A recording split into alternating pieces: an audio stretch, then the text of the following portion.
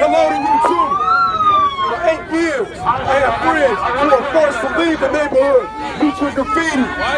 So when you tell people to go home, maybe you should ask the Native Americans how they feel. You say blue lives matter.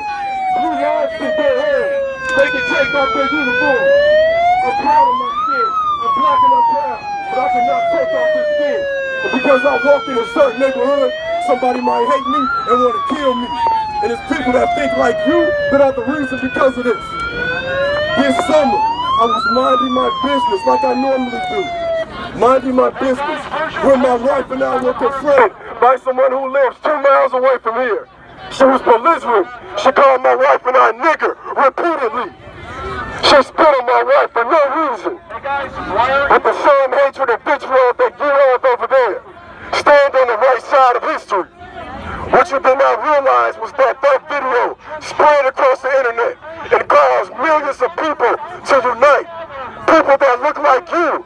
People that's white as snow. United with people who are dark skinned, who are black. There is unity in this. But you stand on the wrong side of history. You continue to try to bury us. But realize we are seeds. And it's a bright sunny day today. You try to apply pressure. Realize we are diamonds. And we're going to keep shining. You try to put weight on us. Realize we get stronger with weight. I came to this community for 8 years for a reason. It's so I can become accustomed to the racism that I would encounter one day. So thank you, Mark Greenwood, for exposing how racist you are. Joshua Bell's name will never die in vain. It will never leave. We will gain justice by any means necessary.